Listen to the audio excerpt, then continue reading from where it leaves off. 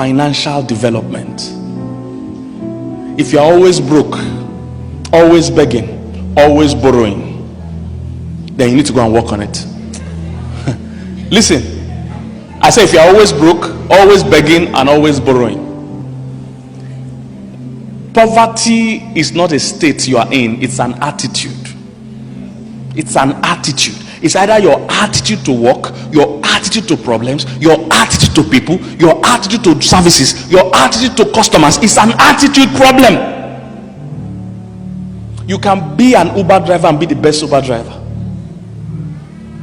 You can even be a house help, a house boy. Joseph was a house boy, was a slave in short, below a house boy. But the blessing of God was upon his life. Financial capacity.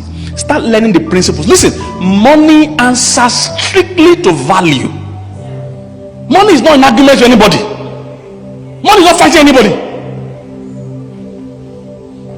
It answers to value. So you need to ask yourself, what value can I give somebody?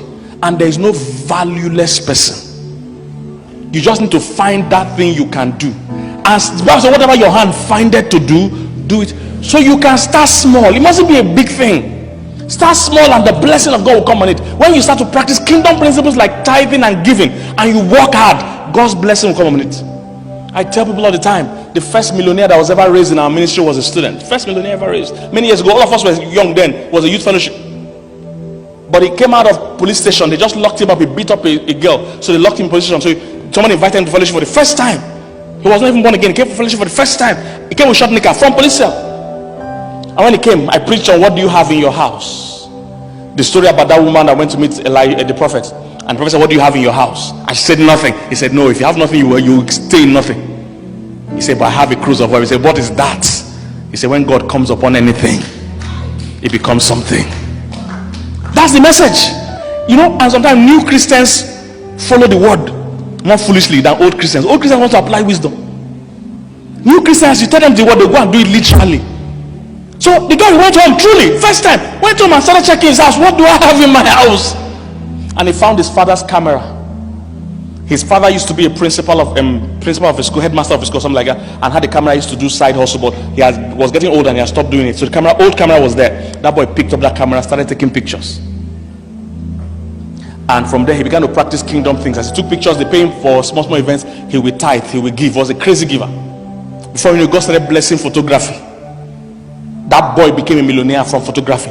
They were flying him to London, flying him to South Africa. Me, I had not seen international airport that time, Pastor. We were all young, younger than you guys.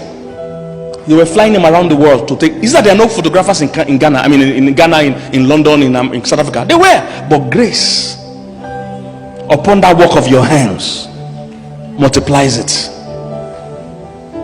Are you here, somebody? You are not just a doctor. You are a graced doctor. You're not just a lawyer, you're a graced lawyer. You're not just a real estate agent or real estate developer, you are a graced developer. So your own case will be different. That guy was a multi-millionaire, gave him millions. From school. He was paying his own school fees, driving a car, paying other people's school fees as a student. Financial. You can't start being, there's no reason now. We have passed the stage where you need to finish school to start earning money. We have passed that stage. Most millionaires started earning money when they were in school. They found their gift and found their value in school and started giving it to people who were paying them. We have passed the stage. I need to graduate. Those days have passed. You can stay even in your bedroom and start giving out value. Are you here, somebody? I see young people spend their whole day. You see, time is a convertible resource. You give you 24 hours every day. You can convert it to something, to a skill, to a gift. Instead of squandering it watching skits. The skits you are watching, those people are not playing, they are working. That their skit is work. They are earning money from it. You are watching for free. Last month, Pastor, YouTube paid me and my wife together, paid us about $8,000. YouTube alone. And I'm here. I'm not inside the YouTube. So those days have passed. I say, hey, I have to graduate. Come on, start investigate how other people are doing it. Extra $8,000 is not bad with Nigerian economy. I've stopped trying to be rich in naira. I've told you this, divorce naira. Till further notice.